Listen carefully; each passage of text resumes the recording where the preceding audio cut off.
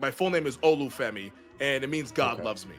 In Yoruba, I Awesome. would get like anxiety a little bit. It's like first day of school for sure. My last name Oh yeah. Abebefe, it's AB, like that, Someone's gonna mess. it's right at Yeah. the Yeah. top. Yeah. So like it's like, all right, we're gonna kick off roll. Happy New Year, everybody! Like, welcome to this school year. Femi Abebefe. Like, it's like, I'm like, Oh nah, my dude. god. Yeah, I'm like, Lord have mercy. I'm like, all Oh right, man. And to kick it's it off to like to kick off the exactly. roll call was It crazy. kicks off the roll call. I had friends that kind of giggle or whatever because it's like, oh, she butchered your name, whatever. And I'm just like, Yeah. man, and like they would obviously get it after like the first couple days of school, but then now the substitute teacher comes in. Oh yeah. You know what I mean? and now it's just like, man, now I gotta go through all of this all over again. Come on, Oh, dog. man. Like, I'm very proud of my name. I would never ever change my name. In fact, I was asked when I started in this business, my first job, I was asked like, hey, like, would you be interested in changing your name? And I said, absolutely not. Like, my name is my name. I'm very proud of it, and the people will get to learn to know how to say it, and they did. Welcome to Bridge to Self, where we spotlight the stories of second and 1.5 generation Black Americans. I'm your host, Ben Arthur. I'm super excited to be joined by my guy, Femi Abebefe. He is a Nigerian and Ugandan American media personality, currently working as a sports betting analyst and host. He is the co-host of the You Better You Bet show, which is powered by the BetMGM network. Femi and I first connected several years ago when we were working in our hometown of Seattle covering the Seahawks, him as a TV reporter in the city and me as a writer for SeattlePI.com. So was super amped to get to catch up with Femi, but hear more about his story and that blended Nigerian, Ugandan, and American upbringing. And so I hope you guys enjoy and are able to extract some things from it as well. So without any further ado, let's go.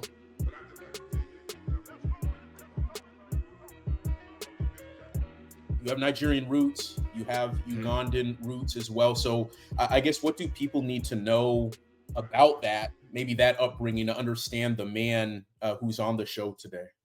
Yeah, no, I think it's like just growing up, and I'll say this, and I think like my parents would agree with it as well. But like, I probably grew up because just based on the dynamic, like a lot of my mom's siblings came over to the United States and like they lived like in the Pacific Northwest as well. Like, felt like we all kind of lived in near each other. Whereas like my dad's siblings, like, he was the youngest, he had sisters, and like they were all staying over in Nigeria. So I probably got like to know my mom's side of the family more than my dad's side, which has changed since like we've gotten older and stuff like that. But just like when I was growing up in like those formative years, elementary school, middle school, like high school, like even a little bit in college, probably learning more of like my mom's side. But yeah, like growing up, I mean, it was like, like I think many second generation kids, it's like your parents are very much like, hey, like you need to be like hitting the books, you need to make sure your education is straight, like extracurriculars are great, but like we like you need to go ahead and do this to like you can become like this like doctor or lawyer or whatever, like all like the kind of the stereotypes that are out there. Like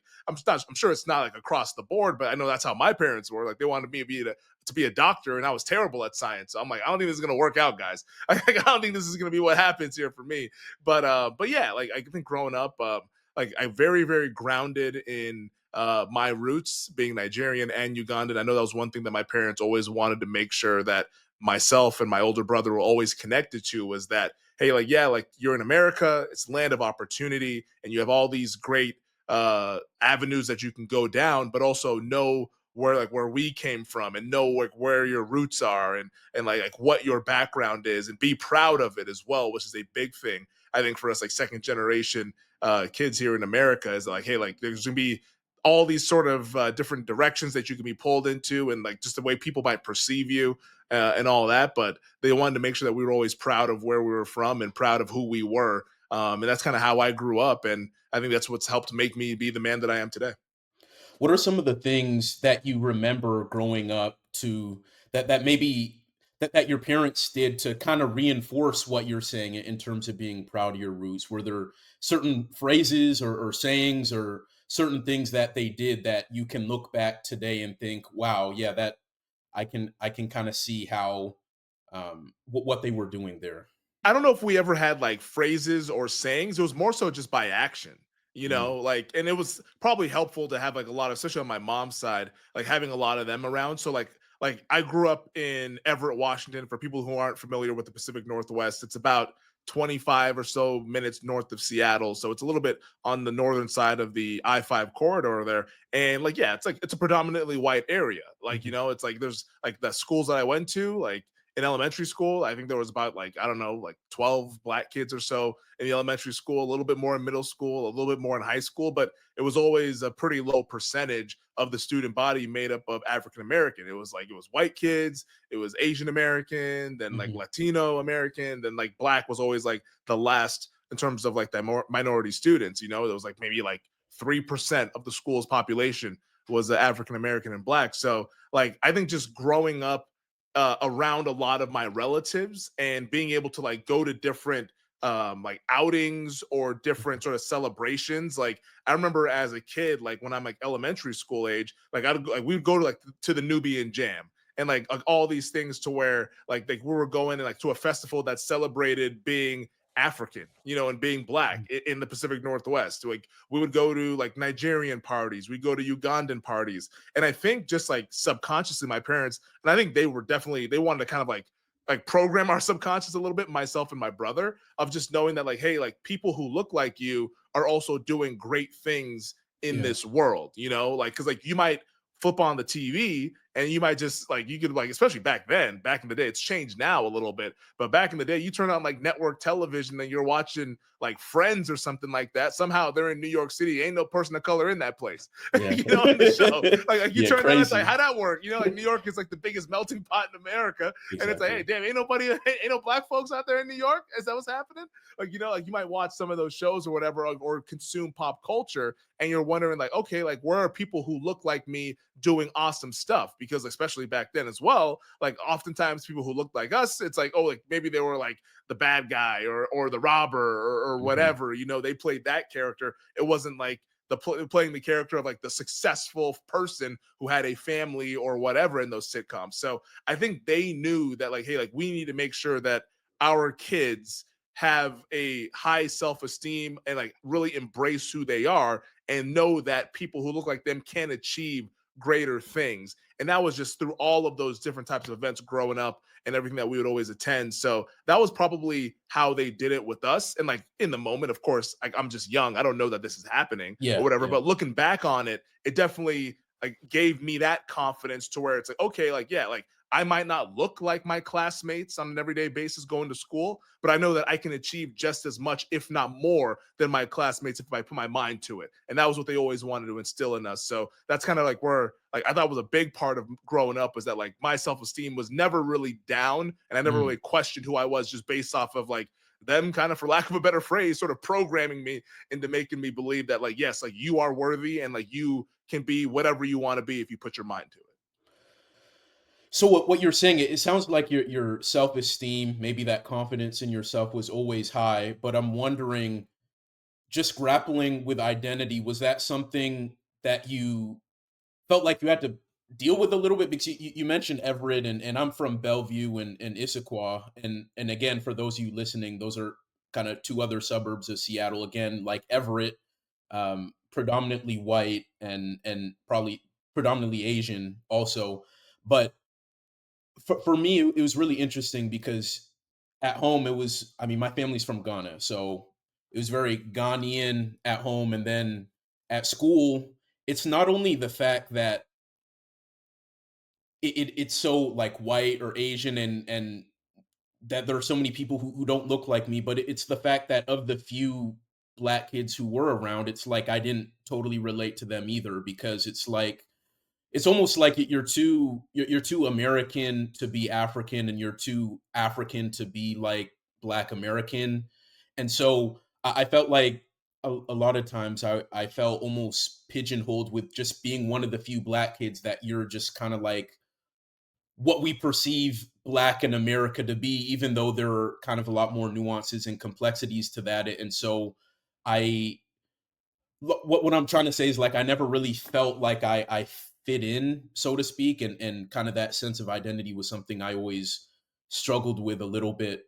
So even as you describe that intention in just the actions that your parents had, and the self-esteem that always seemed to be high for you. Was that something you even consciously thought about, maybe even being different from your other kind of black peers?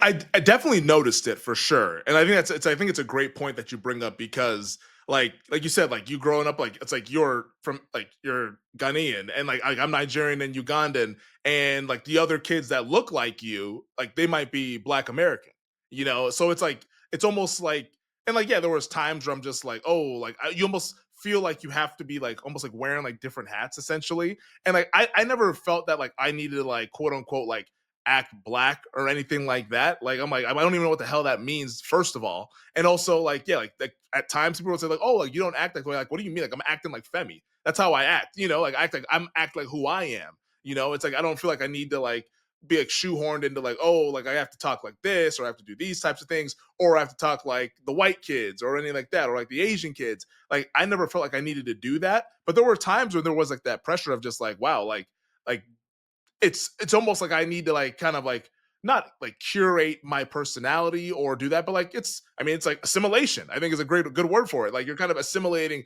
to like different groups of people in school, and like there's certain expectations of what you should be and what you are. But I think the cool thing about like just like based on like how I was raised and like just my overall like self esteem for myself was that like even though it might not have met what their expectations were for somebody who was black or of African descent, like they eventually just embraced me because they're like, oh, like that's who he is, that's what he's gonna be. Then cool. Like Femi is Femi. Like I had like, a lot of friends and stuff, which was awesome. So I don't think it ever like hindered like my or like kind of like I guess a better way to phrase it is like I don't think it ever like brought me down to a space where I'm like in my head like had like an identity crisis or anything like that. But I just felt that like I'm just gonna be who I am, and it was just like one of the things that my dad did say, like it wasn't like a saying, but he would always tell me this. He would say, like never compromise who you are. You know, like just like be true to who you are because at least like you can live with it. Like if you're trying to like be somebody else or do something like that, like you're always gonna kind of regret like going for like, looking back on these instances. Like be who you are, don't compromise yourself. And people, if they like you, they will like you for who you are. They're not gonna like you for trying to like pose as something that you're not. So I think like going about it that way, people just generally were like, okay, like this is Femi, you know, like they don't expect me to be like, oh, like I'm like sagging my pants or whatever stereotypes they might have for like young black kids back in like the mid 2000s. Like that was just not the case for me. So yeah, like at times I felt like it, but like luckily, like eventually people just embrace you for who you are if you're that person that, like authentically, and that's who I was. You mentioned growing up how you were around primarily like your Ugandan side of your family. I Hmm. think your mom's side of Yep. the family, right? And maybe you didn't have as much of that connection to your Nigerian side. I wonder as you've gotten older, is that something you've tried to lean into more or learn more about? I'm sure your dad did, to his capacity, making sure Hmm. you understand your Nigerian heritage, but it sounds like it was very Ugandan, just in terms of kind of what you were exposed to. So, is that looking at your Nigerian side? Is that something as you've gotten older, um, something you've tried to understand more of, or connect with your family in Nigeria, or how has that worked as you've gotten older? Yeah, 100%. And I think like the first instance of like getting that was like in high school. Like we went to Nigeria, which like I need to go back because I haven't been back since like I was like 15 years old. I'm now 30. I'm turning 35 in July. Like so, it's like it's almost been 20 years since I went to Nigeria. So it's definitely a trip that's like on my list of like things to do over the next like 5 years or so. But I think that was the first instance of it, like just as like young, still in those formative years. And then I would say like the next honestly was like when my older brother got married in 2019. Like, you know, it's like he had a traditional Nigerian wedding before like they had like an American wedding. And like that was a way to like kind of like see a lot of my relatives and stuff that we don't really get to see all the time. I know like my dad has like cousins and stuff. So I have like uncles and aunts that live down in like Dallas in that area. So like we were able to like meet like not meet them because we'd met them before, but we were really young. So like didn't have like a whole lot of memories with them, but like actually get to like kind of talk to them and like just like be able to hang out and like just see them and embrace that side of our heritage. And like I just got married this past year, like it's coming up on April, my first anniversary. And like I did the same. Like we had a Nigerian wedding on the first day, and then the next day we had an American wedding. And through that, like, yeah, like getting to like embrace that side of me. And like in the wedding, like we had like traditional Nigerian stuff and like traditional Ugandan stuff and everything. So we mixed it in pretty well. So it wasn't just one side or the other. But I would say like doing stuff like that. And obviously, I'm not going to get married every year. Obviously, like, like, that's not going to be the case. But like, just like that allowed me to kind of open up and like see like more of like my dad's side of the family. And luckily, like later on this May, like I know I have a cousin that's about to get married, and we're gonna go to that wedding just to go ahead and see them and like be able to connect again with like my dad's side of the family. So like trying to like go to more of these events because like there's a lot of them on his side of the family, and we just because of proximity weren't able to kind of hang out together and like kind of grow up together like I did with my mom's side. And it's not like out of like regret or anything like that. It's just kind of how it worked out. But like that is like kind of almost like trying to catch up on like lost time and being able to like sort of embrace that side in addition to obviously still like cultivating and like the relationships that I have on my mom's side of the family. So yeah, like efforts are being made and that's what I'm trying to do. And it's cool. Like I get to kind of bring my wife along as well. Cause like now she's seen all these people back from when we got married last year. So it's like she kind of sees where it comes from and we get to do it that way. But yeah, like it's like obviously it wasn't like the equal 50-50, and I don't think it ever is like that growing up. Like in a perfect world it would be, but we don't live in a perfect world. But yeah, now it's trying to like almost like sort of catch up on lost time with doing like these kind of big time events and being able to see these people multiple times over like the last couple of years. Nigeria versus Uganda. So what would you say are, I mean, there are like general African stereotypes, right? Whether it's African parent, like if you have African parents or uh, some of the cultural stuff, the food and whatnot. But um what are maybe some of the distinct features or styles of like Ugandan experiences growing up versus like Nigerian experience, whether it's the food, whether it's certain things that are said, like if someone like saw kind of your experiences growing up, like how would they differentiate maybe between what was kind of like the Nigerian stuff versus what was the Ugandan stuff? Yeah, I would say because like Nigeria is like obviously a much bigger country. For those who don't know, a Yeah. much bigger country than Uganda is. But I would say like Nigerians, first of all, like off like the top, like very much like more like they tend to be more flashy than like Ugandans. Yeah. Like Ugandans, it's like okay, like yeah, like people like to have a good time and like like to dress well and everything, but like it's very over the top like for Nigeria, Yeah, which that's a like fact. it can be fun, but like that's and maybe it's like a West African thing. Like I don't know if Ghanaian is the same way like Nah, that. Nigerian But is at a yeah, different yeah, level for Nigeria, sure. like we love to be flashy. Like I had Yeah, my wedding, I saw my brother's wedding. There's some like stuff in there where just like, yeah, man, like we really went all out with this stuff. yeah, Like that's just like a Nigerian thing. So I think people, like if you're not really familiar with the culture, you would definitely pick that up if you go to like any kind of like formal event or some kind of celebration or whatever it is. Like you would notice that immediately with yeah. Nigerian culture. The food, I don't know if it's not really similar. There's some like similarities, like rice and stuff like that and all that. But like I guess like Nigerian food compared to Uganda, like Ugandan food, it almost feels like there's like a lot of like peanut is used in like Ugandan food, like peanut sauce. And I know Mm, there's like a grain that everybody eats, like matoke is one of the mm, foods that like people eat, like they typically like with peanut sauce, and then you got like just like general meat and stuff with it. And like Nigerian, it's like a lot of like, I mean, like goat's meat and like pounded yam and like jollof rice and all yeah, those stuff. So like the food's a little bit different. It has some similarities, but a little bit different. But I would just say like the people, yeah, it's definitely a little bit more over the top, like flashy on the Nigerian side, a little bit more modest on the Ugandan side, but both got it. obviously very big in family, very big on those types of things, especially the two families, like my dad's family, my mom's family, like very similar in like just loving and knowing that like hey, like family is what matters most. But I would say like those are definitely the two things that stand out the most. The food, the differences there, and the like slight differences I'd say, but like just like the general demeanor, I think is just a very a stark contrast Yeah, between the general that makes demeanors sense. about Nigerian people and Ugandan people. For sure, for sure. No, I love that. Um, Femi, you don't have any kids, do you? I do not know. Okay. It's at some point we'd love to have kids, but right now we're Yeah, still just hanging out, having fun. for sure. So I'm wondering whenever that time does come, I guess maybe this isn't something you've thought about, but how do you think about maybe making sure that your future kid or kids are able to preserve that Nigerian and Ugandan culture, right? Because I feel Mhm. like as second gen kids, it's very easy to uh, we talked about assimilation earlier, Yeah. and I can feel like that culture can really just fall by the wayside, so to speak, if you're not really intentional about making sure those traditions or those cultures, those foods, whatever it is, isn't Mhm. a part of the kid's life. And so, is that something you've even got to thinking about? Like, how have you maybe looked at that in terms of like your legacy and making sure that like that heritage kind of stays with future kind of your offspring and whatnot.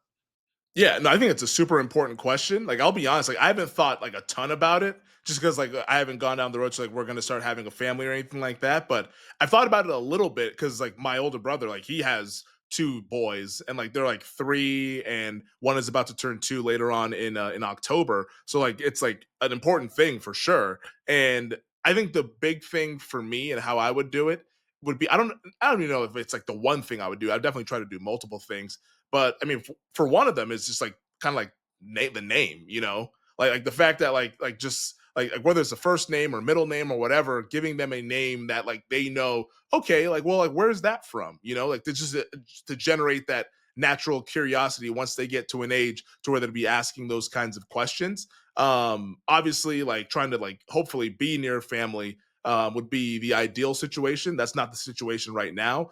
Things can change between now and 5 years. I mean, 5 years ago, I didn't think I was going to be living in Las Vegas, and now I've been here for almost 4 years. So you never know kind of what happens. But just always knowing that, like, just like, and I would try to instill like what my parents instilled in me, and like letting them know, like, hey, like, yes, like, yeah, you're American for sure, but also like here's also your background as now a third generation Ugandan and Nigerian. Like, this is what you should know about yourself and everything. And I think that's a really important thing to do because, like you mentioned, yeah, it's not going to be easy. Like, it can easily kind of slip past the wayside, and all of a sudden, like if I kind of take it as a responsibility that I need to do this, and if I don't do it, then like when they have their kids, now okay, now here's my grandkids, and if they have no idea where we're from, I feel like I would have failed at that point. It's like I feel like that's like the ball that would be dropped on my end. So definitely like making sure that I do those types of things of letting them know where they came from and like what their grandparents and who they were, and hopefully like obviously like, I'm hoping my parents are alive for forever and they can see them and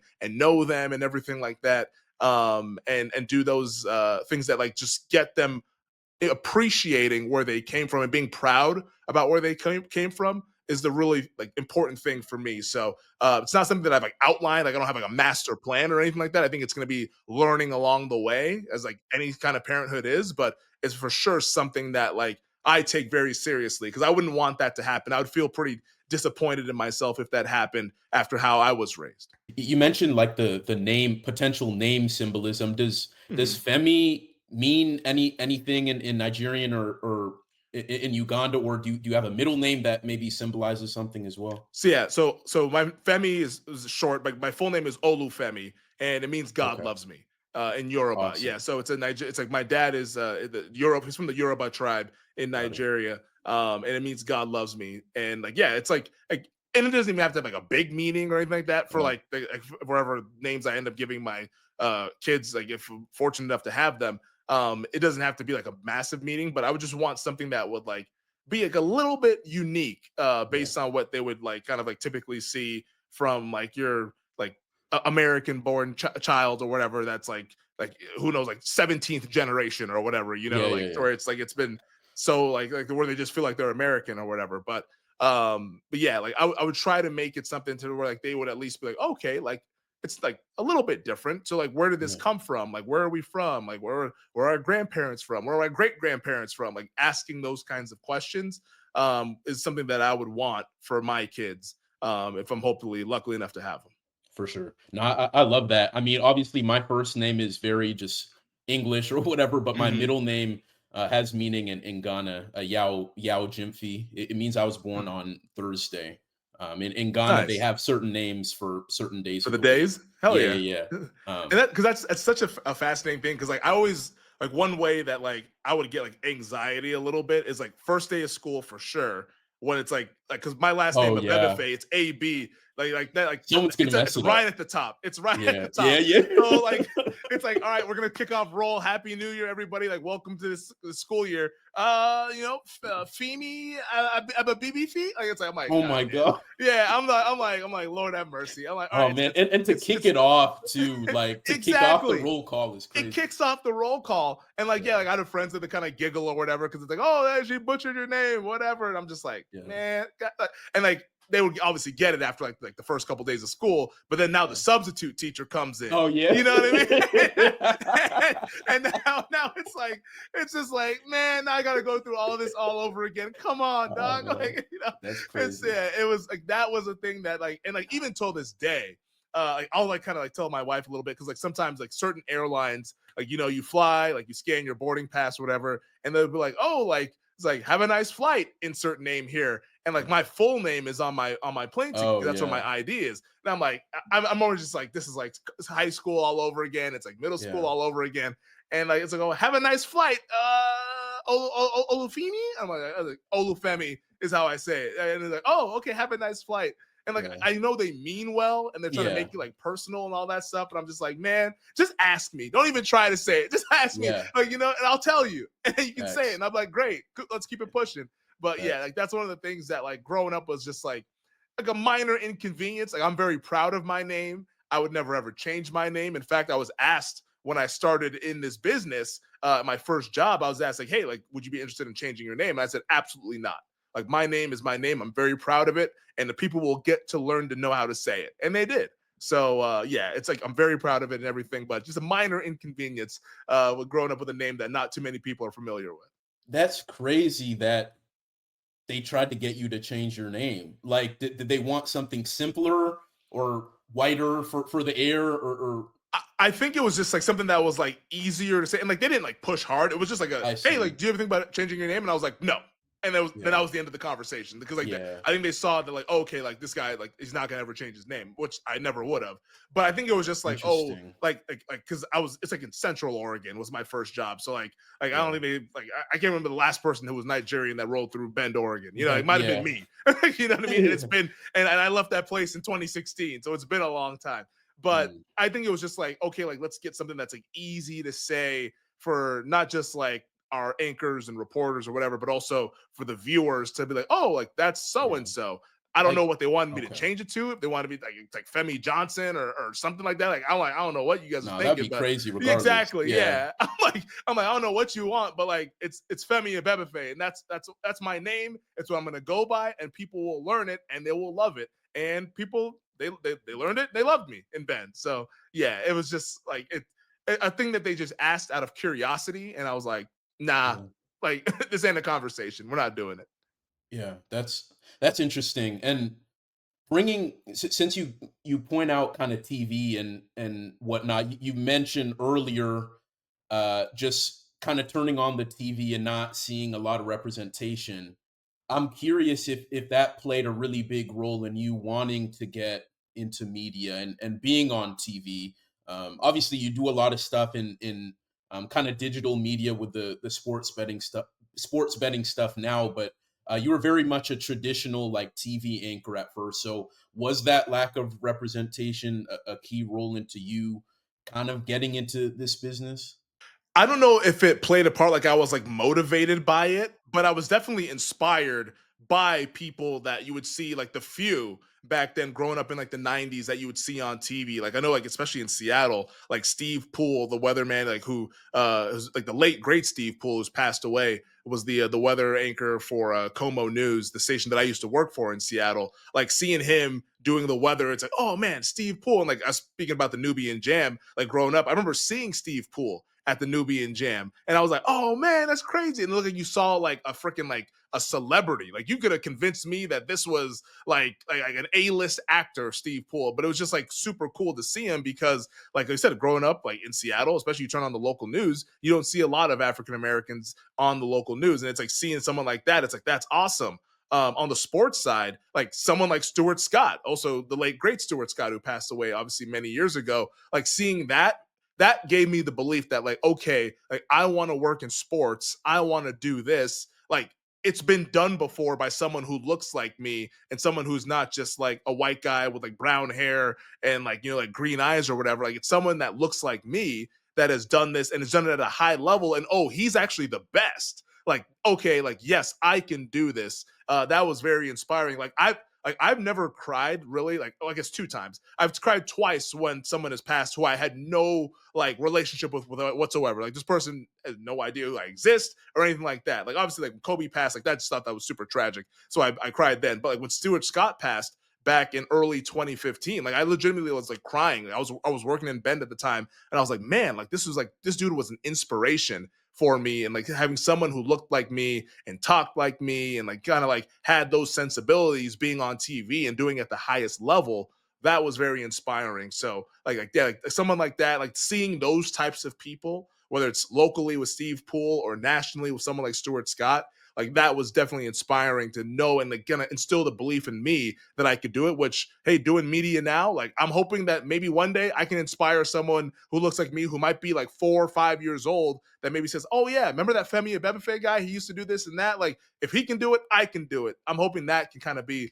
something that like kind of paying it forward to the next generation, because I always am very much indebted to those people that did it and kind of paved the way for people that look like us to go ahead and do this in a media capacity. Was it very natural for you to get into that space? Like, were you a big talker, like sports debater, like with friends growing up? Like, what was Yeah. maybe the impetus towards that? Or were you an athlete growing up in Everett? How did that kind of tie in? Yeah, like I played football growing up. I threw the discus in track just to kind of like Okay. do something to like kind of keep myself in shape for football season. To be quite honest, but Okay. football was the main thing, so I did that. And yeah, I mean, like shoot, like, every lunch like table and all of a sudden, like that was like the original first take. Like the Oh yeah. lunchroom debates, you know what I mean? Yeah. Like Yeah. Yeah. debating this team, like oh, like like oh, I bet the Cowboys are gonna beat the Seahawks, or like this is that and all that stuff. Like having those debates, even in class, not just in lunch. In Mm, class where we're going back and forth, kind of debating this stuff. Like, oh, I bet the Lakers are gonna beat the Kings and all that. Like, I joke with people. I'm like, hey, like one of the first bets I ever made was Lakers over Kings in the 2002 Western Conference Finals. oh Like, wow. just like kind of like shooting the bleep with their friends and like kind of like, oh, like I think this team's gonna win. No, I think this team's gonna win. So I always knew that I was like super passionate about sports at a very young age, incredibly Mm, passionate about it. And then once I got into like high school and like junior year, senior year, that's when I knew I was like, okay, like I want this to be my career in some form or fashion. Like I know at that point, like once I was especially in like my senior year, I'm like, all right, you know what? I'm not going to play in the NFL. Like I feel like I'm pretty good at football, but I'm probably not going to play in the NFL. I'm not 6'5". I'm not 310 pounds, and I can run like a 4.9 40. So it's probably not going to happen for me yeah. in that space. But like I want to be around the games. So how do I keep doing Mm, that? And that's when I said, hey, maybe this media thing would be the route that I go to at least keep me around the games that I love while also being able to make a living doing it. Cause like I never wanted to like, and it's no offense to people who have like your basic 9 to 5 job or anything like that. Like, hey man, like we all got bills to pay. We all got to make our money. Like do your thing. Like this is no shade towards that. But I just knew that that would not be a good fit for me. Like I knew like mm, I didn't want to wake up and be like, damn, I'm dreading going to work today and it's only Tuesday and I got 4 more days to go till the weekend. I never mm, wanted that to be me. I always wanted to be able to like, look forward to going to work, be passionate about what I was doing, because I knew for me, like I know myself very well. Obviously, we all know ourselves very well. Like if I'm not passionate about it, I don't think I'm going to go do a good job with yeah. it. So I knew that I needed to do something that I was passionate about to turn it into a career to where hopefully I can be successful. Femi, I'm wondering how, if at all, your cultural roots, kind of your knowing your Nigerian roots, your Ugandan roots, if that at all has played a role in how you attack your career, knowing how you grew up, knowing, I don't know, the sacrifices your parents made, or whatever, has that influenced you at all as you've become a working adult in sports media?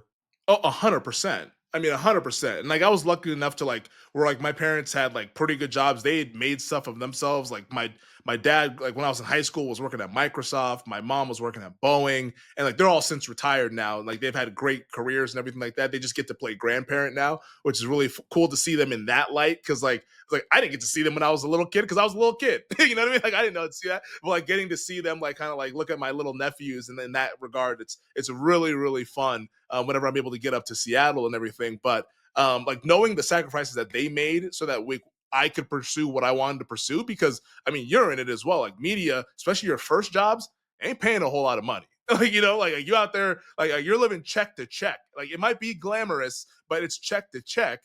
And you have to know that it's like, all right, like this is a sacrifice. I'm willing to take this salary because I think down the road it's ultimately going to pay off. And luckily it has. Like I live comfortably now. I have a pretty good job. Like I make pretty decent money. And I feel like that sacrifice, like if without them doing what they did and like me seeing what the moves that they made, I don't think I would have been as inspired to be like, okay, like I need to grind and see this thing through. Because I've worked with a lot of people that come up from local news as traditional broadcasters and everything like that have dipped out of the business, and I don't even blame them because like it's not glamorous in terms of like, all right, you're moving all around the country, and it's like for who, for what, man? Like I don't see the fruits of the labor. You know what I mean? Like where's the money? When is it eventually going to come? Especially now, like the more they're trying to cut people back and all this stuff, like it's crazy in the local news era. So like I think that having the inspiration and knowing to be like, all right, like I'm going to make this work and I'm always going to be looking for ways to continue to keep climbing. It's from them to be like, okay, hey, like all of those years of sacrifice, it wasn't for nothing. It amounted to something, and look what I've turned into. So that's definitely something that runs through my mind. Like whenever I'm like considering like what jobs I want to take next or what I want to do with my career, and motivating to keep climbing and not be content, because I feel like I would be selling them short based on the bets that they made on me, like to kind of like, okay, like we feel like this is what you want to do. We're going to be incredibly supportive. Like, I talked about how like they wanted me to be a doctor and all that stuff, but I told them, I was like, hey, that's just not going to be it for me. And they were like, all right, well, whatever you do, you need to do it to the best of your ability. We will always support you, but like you need to have a plan. And I told them like, here's what I want to do. And it's not going to be great to start off, but I believe it's going to pay off because I'm going to be great at this thing because this is what I'm passionate about. And they've been supportive the entire way, even though it's come with a lot of missed holidays and missed events and all that stuff. They've always supported me, which has been like just an absolute blessing because it's incredibly difficult and the sacrifices are they don't go unnoticed on my end and especially on their end as well. So it's been really, really great, and that's something that's just definitely motivated me in my career. Speaking of those sacrifices, Femi, what would you say has been the most difficult part of your career to this point, and what did it take to maybe get past that? Yeah, it's missing those like holidays and those big Yeah, events. 100%. Like that's yeah, it's the easy answer. Like I yeah, remember when I first started, and this was back in September of 2013 was when I broke in and started my career. I was not aware that like I couldn't just like pop back home for the holidays. I thought I could do that. I was like, oh, that's sweet. Like holidays, yeah, I'll be back. And then like around I want to say like late October, early November, my boss calls me and he's like, hey, like, yeah, we're making the schedule for the holiday and stuff. And he's like, all right, I got you on Thanksgiving and Black Friday, and then I got you also on Christmas Eve. I'm like, wait, what? I got to work? I was like, I can't. Like, it's like, oh no, it's like based on seniority, you're one of the younger people in the newsroom, and that's these other crazy. people have this time off, so you actually have to work. And I was like, damn. And like that first year, working, like knowing that like I had to miss Thanksgiving, I had to miss Christmas at home, like that was hard. Mhm. Like it was incredibly difficult because I was just like, damn, like this is the path that I've chosen. Like I don't even get to go home. Like Mhm. I was like, man, like Thanksgiving's my favorite like, holidays, like my favorite day of the year. Even more than my birthday. I'm not like I'm more Yeah, excited about Thanksgiving than my own birthday. yeah, And it's just like I'm like, dude, like I miss like my parents cooking and all that stuff and getting to hang around, like watch the Cowboy game and all. Because I'm a big Cowboys fan. Being born in Dallas, like getting to do those types of things. I miss that, and like that was just early on in the career of learning. Hey, like if you really want to go far and you really want to do these things, these are the kind of sacrifices you're going to have to make because especially in sports, and it's nights and it's weekends. The yeah, games are happening on the weekends. The games are happening at nights. The games are happening during the holidays. Like, all it's like, hey, like, how great is this? Like, 3 NFL games on Christmas. It's like, damn, dog, I got to work. yeah, You know what I mean? yeah, And yeah, like, luckily this year, like, like with what we do with my show now, like, we can record things and kind of work around it. But like, I still think about those people that are out there in Pittsburgh this past Christmas covering yeah, Chiefs Steelers, yeah, or the yeah, people that are in Houston covering Ravens Texans. I'm like, damn, dog, like, all you guys have to be away from your family, especially if yeah, you're on the Baltimore beat or on the Kansas City beat and it's a road game. It's like, Yeah. man, that's brutal because like that's what it is, and that's the reality of the business. And luckily, like 2014, I was able to get back home for Thanksgiving at least. And like, kind of like that's when it kind of got like a little bit more seniority in the newsroom. I was able to take that time off, but it was very eye opening that first year, and it's definitely the hardest part, even still to this day, knowing that I can't just like pop over on a weekend and like see my little nephews. I used to live across the street from my brother back in Mm, West Seattle. Like when we were on that Seahawks beat, I lived out in West Seattle, and my brother and okay. his wife lived across the street. So this was before they had children. Like we would just kind of pop over whenever just to kind of kick it with them on like a random day. And like I'm just imagining what that would be like now, like when they have the two little boys, and like I could just pop over to see my nephews. Like that, I think would have been an awesome experience, and something that I feel like I'm missing out on right now living in Vegas. I know Yeah. like the flight is not like super far; it's a pretty convenient flight, but it's just like not as easy as just like, all right, I can just walk across the street and go see them. Now it's I got to hop on a plane and I'll see them in about 2.5 hours or whatever. So like that will always be like, regardless how high ever I go up in this media business, like that will always be the hardest part, is not being able to, on a drop of a dime, just be near family if I needed to be. It's always I have to make a plan, just because right now currently I'm living out of state. So two-part question. So what has that transition been like to being more in a sports betting role as compared to traditional linear TV, and then on top of that, like where do you see yourself going in this media business?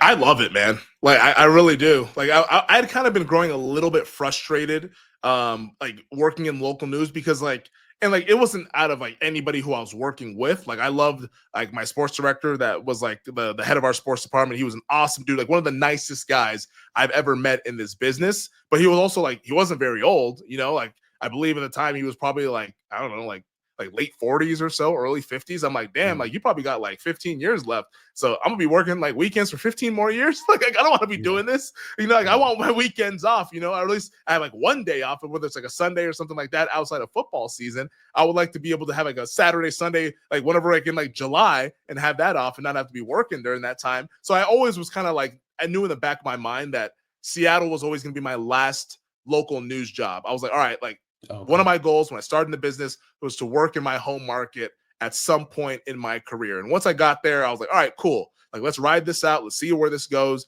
It was awesome. Like, getting to be able to like see people I grew up with, like being able to see what I'm doing on TV. Like that was really cool. It was a yeah, super rewarding experience. Probably like the most rewarding experience of my career. It was like mm, getting like messages from like people I hadn't talked to in years. They're like, oh man, like my mom saw you on TV and like messaged me and showed me this. Or like I got a message from like my kindergarten teacher who I oh had not wow, even thought about in like 20 years or so. Like it's just like, wow, oh, like I can't believe that I saw you on the news. I'm so proud of you. Like incredibly rewarding experience.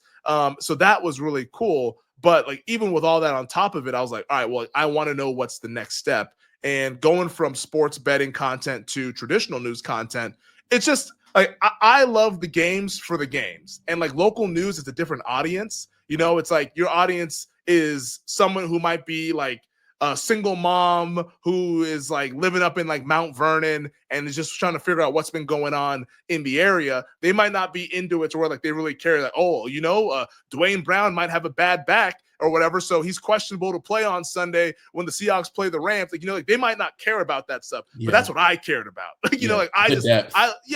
I love the depth of it. I love the games Mhm, for like, all right, who's gonna win and how is this gonna play out? That's how my mind was always thinking about it. It wasn't like as much into the human interest story. Like, you know, like I wasn't trying to be Tom Rinaldi or anything like that and try to make somebody cry every Sunday. You know, like I wasn't trying to do that. Like Shout I out Tom wanted Rinaldi though. shout out to him. Yeah. Like he's a goat. You know what I Yeah, mean? Like you talk about feature stories, it doesn't get better than that. Like he's one of the yeah, goats that does it.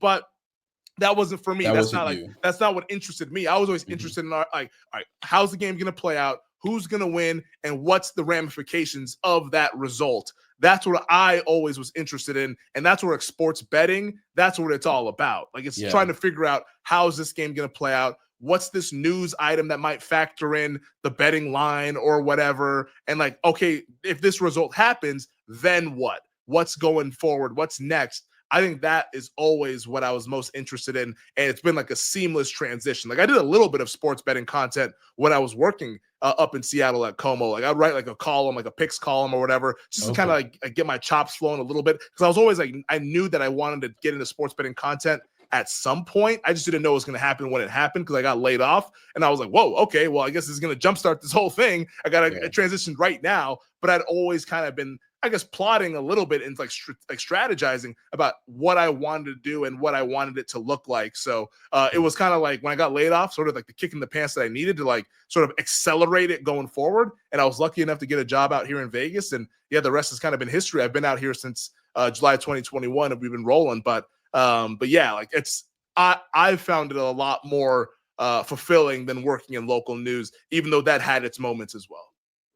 Where is Femi in 5 years? Whew, man. I mean, talk about making bets and trying to figure out what's happening Yeah, for real, next. right? You know what I mean? Right? In 5 years, oh man. I mean, I hope that I'm living in a great place. I don't know where I'll be living. Honestly, shoot, it might be Vegas. Who knows? You never know. I might still be here. I'm a West Coast guy at heart, so somewhere along the Yeah, West Coast. yeah.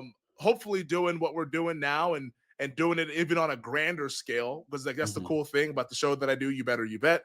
We're trying to keep growing and growing and growing. Like we're on like streaming service. Like we're on Peacock for one Mm, of our hours. So it's been really, really successful. The that's football awesome. season that we just had, and then now heading into March Madness and everything. But hopefully doing that and doing it at a big level, and hopefully with I don't know a couple of little ones running around. That's the goal. I'm assuming at some point, maybe next year or so, start to get working on that. But yeah, definitely doing something in sports betting content and hoping that it's on a grander scale for a lot of people to see. Because I think as long as like this keeps rolling along, like how it's been going, I think we're going to see more and more traditional media outlets kind of looking for that content because I For think a sure. lot of people are definitely invested in it. Yeah, Not literally, but also like literally and figuratively invested yeah. in the growth of sports betting. So yeah, I think it's doing kind of what I've been doing, but then also on a grander scale, and hopefully from a personal standpoint, with a couple of little ones maybe running around as well. Awesome. Awesome. Well, Femi, kind of winding down here, I guess where can people go online or on social media to connect with you, learn more about you, and I guess to learn to listen to you better, you bet as well. Yeah, awesome. First of all, you can hit me up on Twitter or X, whatever the hell we're calling it today, at Femi Abebefe. That's FemiAbebefe at Femi Abebefe on Twitter. I'm back on Instagram. I took like a 5 year hiatus on Instagram because I wasn't posting no photos. So I was like, why am I on this? I'm just wasting time. But I made it a New Year's resolution. Let's get back on Instagram. Let's reconnect with some people and everything. So I'm catching up on all people's like personal stuff. I'm like, damn, everybody got kids now. It's crazy. We're old. But yeah, you can see me on Instagram at Femi_Abebefe. Obviously, the show that I do, You Better You Bet, Monday through Friday. It's noon to 4 West Coast time, 3 to 7 Eastern time. You can see it on like all the Odyssey stations, Odyssey radio stations across the country, Sirius XM, Channel 160, and 205. Also, you can see it on the BetMGM network. All you do is Google BetMGM network and you easily find the show. And on Peacock from 6 to 7 p.m. Eastern on the NBC Sports Now channel. I think I've hit all of them now. But yes, I think all those places is where you can find the show. Would greatly appreciate you guys supporting. I think it's an awesome show. And it's not just for people who like to bet on sports. We also make it pretty palatable for traditional sports fans as well. It's kind of like a sports radio show that talks a lot about sports betting. It's not just like a hardcore sports betting show because we want to grow the audience and make sure that not just people who bet on sports that would like it, but also people who just like want to know who might win the Super Bowl or whatever, who might win during the NCAA tournament, or just help filling out their bracket. So we kind of try to hit all angles to make it as palatable as possible to as wide of an audience as possible as well. So yeah, Ben, I appreciate me having me on, man. I appreciate the platform. It's been a lot of fun, buddy. Yeah, no problem. And for all you listening, all that will be in the show notes. So be sure to tap in with Femi. And last one for you, and then I'll let you get out of here. This is something Mhm. I ask all my guests at the end. Um, it's a little bit broad, so bear with me. But All what good. is one thing you believe that people can do more of to get a step closer to kind of finding or unlocking that highest version of themselves? Who one thing that they can do to unlock the highest version of themselves, man, I would say I would say to have someone in your life that you believe is like a mentor slash friend for you. I think that we all need help along the way. Nobody has all the answers. And I think the best way to get as many answers as possible or to kind of get a compass to help you navigate these roads is to have someone that just not just hasn't been there and done that, but just someone who has had a little bit more experience than you. I think is a really good way, whether it's personally or professionally. I think that is how you unlock your best self because we all need to learn. And I think if you're not learning every day, you're doing yourself a disservice. So whether it's via reading a book or talking to somebody that's a mentor or a best friend or someone that you like admire, I think having that person in your life is the way to unlock your ultimate best self and your highest I guess ceiling. So that would be my advice to people. Like I have a couple of, like my older brother is my best friend. That's someone that I know I can go to about literally anything. I have mentors professionally that have helped me, whether it's via local news or even in the business that I am right now, that I can go to about pretty much anything professionally. So like having those people in your life because you never know when you need them. And you never know when you'll meet them too, which is the beauty of it as well. So always keep your eyes and ears out for those potential people. And when you have them, hold on tight because they're invaluable and they can really help you, whether it's professionally or personally, navigate these waters. I love it. Femi, thank you so much for your time. And for all you listening, whether it be via YouTube, Apple Podcast, Spotify, I appreciate you guys for always rocking with me. The support means a ton. Be sure to subscribe on YouTube at Bridge to Self. Hit the bell so you know when new episodes are coming out. And be sure to follow, engage, and rate on the audio platforms. All that helps me to know how I'm doing and how I could create the best possible podcast for you all. But you guys know the deal at Bridge to Self across platforms, and new episodes are out every other Wednesday at 5 p.m. Central Time. So until next time, I'll see you guys soon. All right, peace out.